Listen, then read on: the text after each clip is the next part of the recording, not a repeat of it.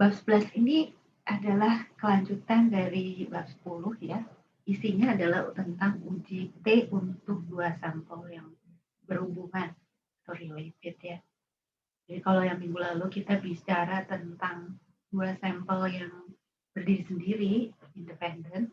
Nah, sekarang kita bicara tentang dua sampel yang related atau berhubungan. Nah, maksudnya gimana? Ini ada kaitannya dengan desain penelitian. Nah, desain penelitian yang dimaksud di sini adalah desain uji berulang. Jadi, statistika itu memang dibuat atau dirancang begitu ya untuk bisa menganalisis desain-desain penelitian. Nah, desain penelitian yang akan menggunakan statistik uji T berhubungan itu adalah jenis desain uji berulang. Apa sih desain uji berulang? Nah, memang tidak kita harus membahas sedikit mengenai metode penelitian sebelum kita bahas tentang uji statistik ini. Saya sedikit bicarakan tentang desain penelitian ya. Nah, ada desain penelitian yang membutuhkan pengukuran yang diulangi gitu. Jadi bukan hanya satu kali pengukuran. Nah, desain seperti ini kita kenal sebagai within subject design. Jadi ada dua skor yang kita olah, yang kita uji. Skor itu terpisah ya untuk setiap individu. Jadi satu individu itu diukur dua kali sehingga kita punya dua kelompok skor. Skor biasanya sebelum diberi intervensi atau perlakuan dan skor setelah diberi intervensi. Biasanya kita katakan pre-test, post-test atau before after ya. Nah, untuk desain yang pengukuran berulang ini subjek yang digunakan itu sama. Hanya kita ukur dua kali. Nah, itu berbeda dengan desain minggu lalu. Kalau yang minggu lalu kita bahas itu adalah dua kelompok ya, yang orangnya itu berbeda. Sementara kalau yang pengukuran berulang itu hanya satu kelompok ya. Jadi situ keunggulannya hanya satu kelompok. Orang yang terlibat itu bisa lebih sedikit, tetapi data yang kita olah itu ada dua. Nah, kita membandingkan data sebelum perlakuan dan sesudah perlakuan. Keuntungan yang lain apa? Tidak ada resiko akibat partisipannya itu berbeda. Kalau partisipan di kelompok eksperimen dan kelompok kontrol itu berbeda, kemudian hasil pengukurannya berbeda, nah itu bisa terjadi karena memang pada dasarnya kedua kelompok itu berbeda. Sementara untuk desain pengukuran berulang, kita tidak mengalami resiko tersebut karena partisipannya itu sama. Ya. Jadi kalau dibandingkan dengan desain between subject yang minggu lalu kita bahas, ini adalah keunggulan dari desain within subject. Nah, design related samples atau sampel yang berhubungan atau berkorelasi itu ada dua macam. Ada yang namanya repeated measures dan ada yang disebut sebagai match sample. Keduanya ini berbeda, ya. Tetapi menggunakan metode statistika yang ekivalen, yaitu uji T untuk data yang berhubungan atau related. Dan menggunakan jumlah subjek yang berbeda. Kalau repeated measures itu seperti konsep yang barusan saya sampaikan, yaitu satu kelompok diukur sebelum dan sesudah intervensi atau pre-test dan post-test. Sementara yang match itu bukan subjek yang sama, tetapi subjek yang berbeda, hanya subjek yang digunakan itu adalah subjek yang sebisa mungkin tuh kembar. Jadi punya karakteristik yang sama sehingga bisa dikatakan mereka tuh serupa ya. Kalau bisa tuh kembar identik lah yang digunakan. Jadi benar-benar serupa antara kelompok yang pertama dengan kelompok yang kedua. Sehingga jumlah subjek yang dibutuhkan itu menjadi 2 kali lebih banyak dibanding desain yang repeated measures ini.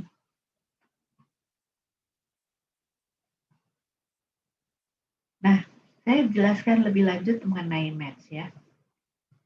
Yang match ini dia keunggulannya itu seperti atau menyerupai desain yang repeated measures. Hanya ketika 2 sampel yang terpisah digunakan, kita harus memastikan bahwa setiap individu dalam sampel itu berpasangan dengan satu individu dalam kelompok yang lain. Jadi kayak tadi harus diusahakan dia itu sekembar mungkin, begitu ya. Dan dia tuh berpasangan untuk variabel yang relevan dalam penelitian itu. Jadi nggak perlu berpasangan dalam semua variabel, cukup dengan variabel yang memang relevan dengan penelitian kita. Nah, partisipan itu tidak identik dengan pasangannya, tapi pastikan bahwa kedua sampelnya itu setara untuk variabel tertentu. Misalnya, kalau kita mau menguji tentang metode pengajaran tertentu ya. Nah, untuk metode pengajaran apapun, itu pasti IQ dari siswa itu berpengaruh. Nah, oleh karena itu, pastikan bahwa IQ di kelompok yang satu itu identik atau serupa lah dengan IQ di kelompok yang satunya. Ya, itu cara kita memasangkan match begitu. Asumsinya, ya observasinya independen, artinya skor satu subjek itu tidak mempengaruhi skor subjek lain. Dan distribusi populasi dari D itu harus normal. Nah, D itu apa sih? D itu difference. Jadi perbedaan skor antara setelah intervensi dan sebelum intervensi. Nah, ini rumus statistik yang akan kita pakai. Ya. Secara esensi sih sama dengan uji T satu sampel, tapi sekarang kita bekerja dengan skor D, bukan lagi skor mentah. Kalau selama ini kan kita bekerja dengan skor mentah, nah sekarang kita bekerja dengan skor D. Skor D itu tadi, skor yang post-test dikurangi skor yang pre-test, kira-kira seperti itu. Nah, kemudian selanjutnya kita juga hitung rata-rata. Nah, rata-ratanya adalah sekarang rata-rata dari D ini. Jadi kira-kira tampilannya begini ya. Ini adalah rumus uji T-nya, lalu kemudian variance D-nya seperti ini, dan estimated error seperti ini. Nah, bagaimana kita mengajukan hipotesisnya untuk yang dua arah? Hipotesis nolnya adalah mu D itu sama dengan 0. Dan hipotesis penelitiannya mu D tidak sama dengan 0. Itu yang dua arah. Kalau untuk yang satu arah, kita bisa ambil salah satu dari ini. Jadi mu D lebih besar sama dengan 0 atau yang ini, dan pasangannya yang bawah. Nah, ini adalah logikanya ya, gambaran dari logikanya. Yang mau kita estimasi itu adalah mu D dari populasi yang kita peroleh dari samples, dari D samples ini. Nah, samples ini gimana? Ini ada 4 subjek yang diukur 2 kali, ya.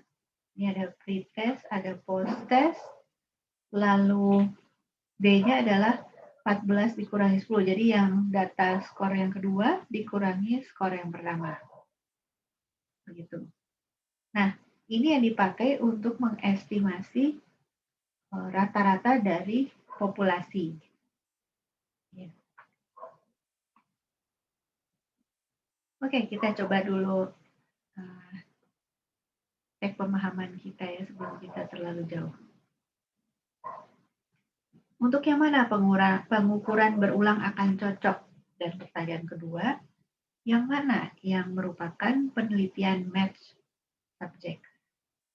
Oke, nah pilihannya satu kelompok anak kembar yang dites IQ, membandingkan kekuatan anak laki-laki dan perempuan usia 3 tahun, mengevaluasi perbedaan self-esteem di antara atlet dan bukan atlet, D. Pengetahuan subjek diukur di bulan September dan Desember. Oke, langsung ngomong aja. Untuk yang mana pengukuran berulang akan cocok? Kita jawab dulu pertanyaan yang pertama. Yang mana? Yang mana yang merupakan pengukuran berulang? A, Bu. A? A, Bu. Ini berulang? Ada ceritanya dia berulang nggak?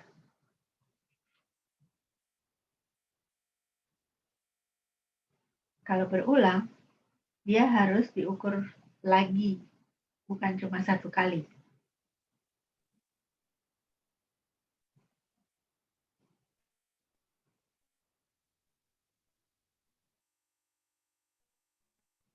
Ya, yang betul adalah D ya. Di sini kelihatan bahwa pengetahuan subjek itu diukur di bulan September dan Desember. Jadi ada 2 kali pengukuran. Nah, ini yang disebut sebagai pengukuran berulang.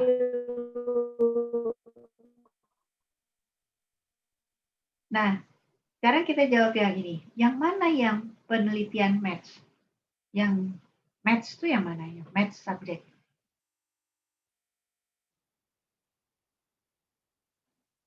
A. Betul, yang A ya. A. Yang A ini apa? Karena anak kembar di tes IQ. Jadi pasti kelompoknya yang pertama dan kelompok yang kedua itu setara ya. Semirip mungkin lah. Sekembar mungkin gitu. Gak harus anak kembar sih, tetapi sekembar mungkin. Nah, kita lihat ya, apa bedanya dengan yang B dan C. Yang B dan C itu di sini kata kuncinya membedakan adalah anak laki-laki dan perempuan. Nah, ini menunjukkan kalau dua kelompoknya itu independen. Ini cocoknya untuk uji T yang independen yang minggu lalu kita bahas. Ini juga atlet, atlet dan bukan atlet. Ini cocoknya untuk yang uji T independen, ya karena subjeknya itu berbeda. Oke, kita lanjut ya. Coba kita bahas yang ini. Penelitian match samples membutuhkan hanya 20 partisipan untuk mendapatkan 20 skor untuk tiap kondisi yang dibandingkan. Ini benar apa salah? Match samples membutuhkan hanya 20 partisipan untuk mendapatkan 20 skor untuk tiap kondisi yang dibandingkan. Salah, Bu. Ya, salah ya. Kenapa salah? Harusnya berapa? 40. Betul, 40 partisipan. Karena dia kembar kan? Sekembar mungkin, bukan harus kembar. Jadi untuk 20 skor, kita butuh 40 partisipan. Ya. Bagus. Sekarang yang kedua. Dengan meningkatnya variance difference scores, kekuatan statistik T akan menurun. Nah, kalau yang ini kita harus lihat rumus yang tadi. Nah, mundur dulu ya slide-nya.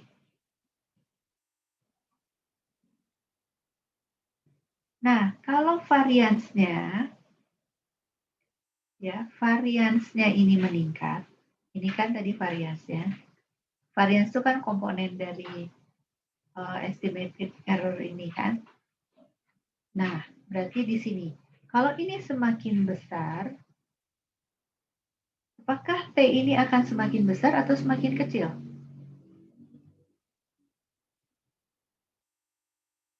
Semakin kecil. Ya, betul, semakin kecil. Kalau rata-ratanya semakin besar, T ini semakin besar atau semakin kecil? Semakin besar. Betul. Jadi, supaya T hitung kita itu jadi besar dan punya peluang yang lebih besar untuk masuk di daerah kritis, ya, ingat ya, daerah kritis itu kan dia ada di ujung-ujung ya, ujung kanan atau ujung kiri. Jadi, nilai T-nya itu harus sangat ekstrim. Untuk bisa ekstrim, maka harus sangat besar atau sangat kecil. Supaya bisa sangat ekstrim nilai T-nya, maka rata-rata perbedaan rata-ratanya mean difference-nya itu harus sangat besar, sebesar mungkin gitu ya, dan variasinya itu sekecil mungkin. Berarti sekarang kita lihat yang ini. Ya, ini jawabannya benar atau salah?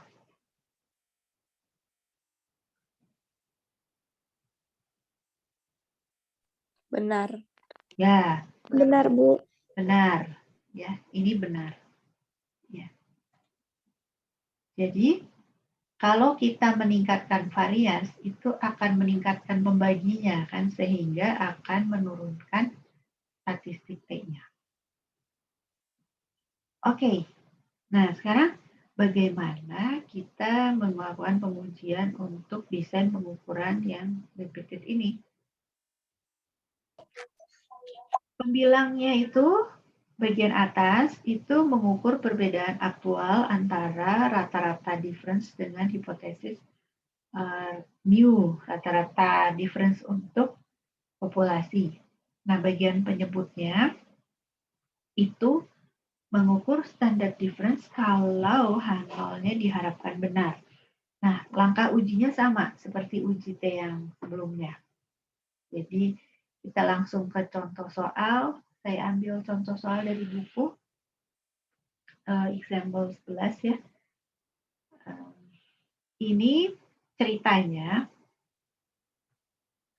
berdasarkan penelitian Stephen Atkins dan Kingston ya. Yang mau meneliti apakah kalau seseorang itu mengalami nyeri dan kemudian dia mengumpat, itu apakah rasa sakitnya itu bisa ditolerir atau tidak. Nah, dasarnya itu dari mana? Dasarnya itu dari ini. Mengumpat itu kan, atau mengadu lah ya kalau kita. Mengumpat itu kan seperti refleks yang umum terjadi ketika kita mengalami rasa nyeri.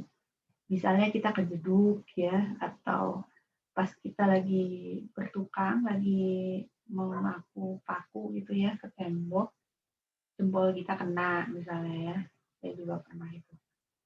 Ya, atau lagi masak di dapur, pisaunya menusuk jari misalnya gitu ya, dan lain sebagainya. Mengumpat itu biasanya seperti sesuatu yang refleks ya kalau kita mengalami nyeri. Nah, kemudian pertanyaannya itu apakah kalau kita itu mengumpat itu membuat perhatian kita itu menyimpang dari apa nyeri yang kita rasakan sehingga kita akan menurunkan rasa nyerinya, atau justru akan semakin membuat kita fokus pada rasa nyerinya sehingga rasa nyerinya itu akan meningkat gitu ya. Nah, untuk mengetahui tentang hal ini, ketiga orang ini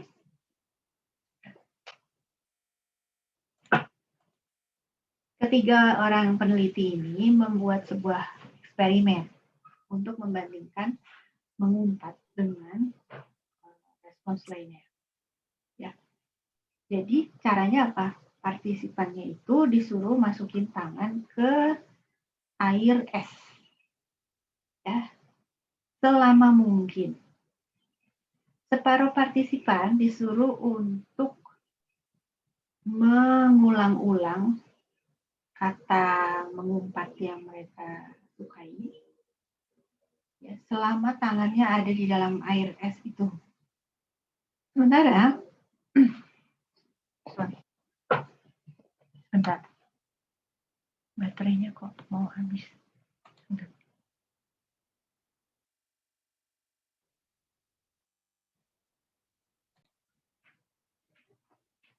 Jadi separuh partisipan itu disuruh mengumpat-umpat selama tangannya ada di dalam air es. Sementara yang separuhnya lagi itu disuruh mengulang kata-kata yang netral. Habis itu partisipannya disuruh memberikan peringkat, ya, tentang intensitas dari rasa nyerinya. Lalu peneliti mengukur berapa lama setiap partisipan itu bisa tahan, ya, menaruh tangannya di dalam air es. Setelah istirahat sejenak, kedua kelompok mengubah kata-katanya. Kalau yang tadi mengumpat, sekarang suruh ngomong kata-kata netral. Kalau yang tadi mengungkapkan kata-kata netral, sekarang disuruh mengumpat.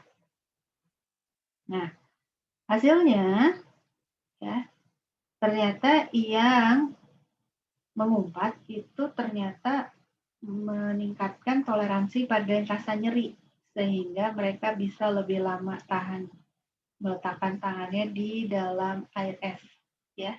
Nah, ini tabel berikut ini kira-kira gambaran hasil penelitiannya. Ada 9 partisipan, ya. Ini yang ngomong pada saat mereka mengomong kata-kata yang netral, yang ini pada saat mereka mengumpat. Nah, bagaimana kita mengerjakan perhitungan ini? Yang pertama itu kita hitung dulu difference-nya. Jadi 7 kurang 9 gitu ya. 7 kurang 8, begitu seterusnya sampai 4 kurang 8. Setelah itu kita hitung sigma D-nya, ini kita hitung ke bawah, lalu kita kuadratkan. Ini min 2 kuadrat, begitu ya, min 1 kuadrat, begitu seterusnya. Sampai min 4 kuadrat, lalu kita jumlahkan ke bawah, kita dapat sigma D kuadrat. Nah, kita hitung rata-ratanya, rata-rata dari difference ini, ya. Jadi ingat ya, kita sekarang kerjanya dengan difference, bukan dengan data mentah ini. Kita hitung rata-rata difference, lalu kita hitung SS-nya, ya. SS-nya, kemudian kita buat hipotesis. Hipotesisnya adalah mu D sama dengan 0, mu D tidak sama dengan, kita pakai yang 2 arah saja. Lalu alfanya 5%. Setelah itu kita tentukan degree of freedom-nya, ya, derajat bebasnya, karena N-nya tadi 9, jadi DF-nya 8, sehingga kita bisa mencari T-tabel. Dari T-tabel itu kita bisa menentukan daerah kritisnya, ya. Daerah kritisnya di sini -2 dan +2,3 ini. Ya. Ini daerah penolakan H0. Kemudian kita hitung lagi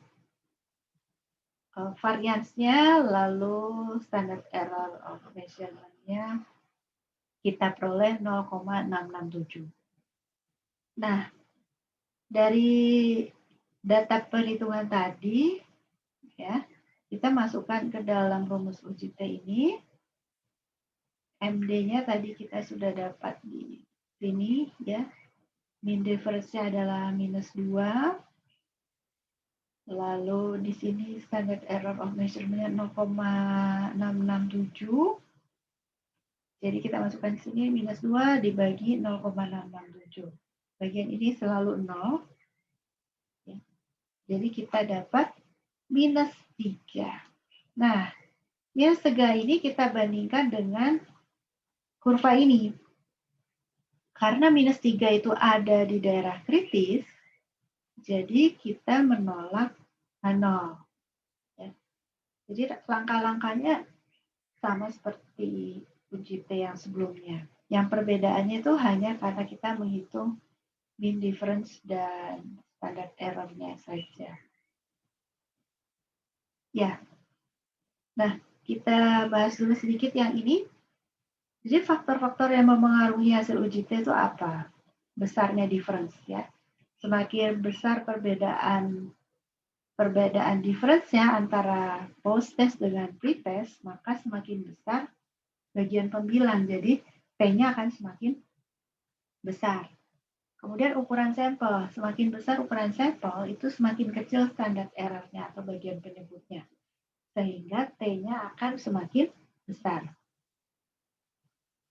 Bagian varians, nah itu juga tadi sudah kita bahas ya. Semakin besar varian, standar errornya semakin besar, jadi T-nya semakin kecil. Ini faktor-faktor yang akan membuat uji T kita itu hasil T hitung kita itu besar atau kecil. Nah, variabilitas sebagai pengukuran konsistensi, apa ini konsep apa? Kalau kita membuat eksperimen, dan perlakuan kita itu memiliki efek yang konsisten, maka difference score-nya itu akan berkumpul bersama dan variabilitasnya rendah. Maksudnya gimana? Seperti ini. Jadi skornya itu berkumpul di sini.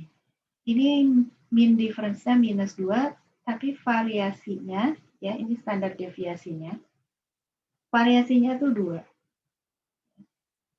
Ini datanya berkumpul. Ini difference scores yang konsisten. Efeknya itu nanti akan konsisten ya. Tetapi ketika efek perlakuan itu tidak konsisten, difference scores-nya itu akan tersebar, variabilitasnya tinggi. Ya. Kita lihat seperti ini. Nah, sama mean difference-nya itu -2, tetapi standar deviasinya 6. Jadi artinya lebih bervariasi ya. Kita lihat data difference-nya itu tersebar. Dibanding yang ini berkumpul, sementara yang ini tersebar.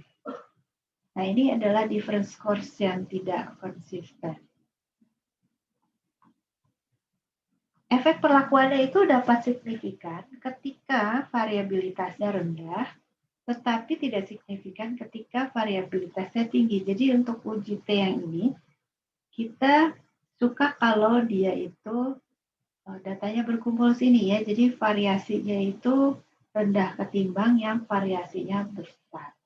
Kalau yang seperti ini nanti tidak konsisten, walaupun rata-ratanya sama-sama -2.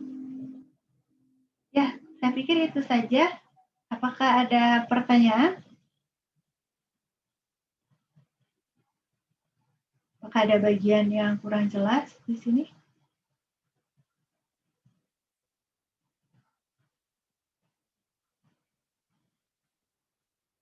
Bagaimana? Ada pertanyaan? Ada bagian yang perlu diulang?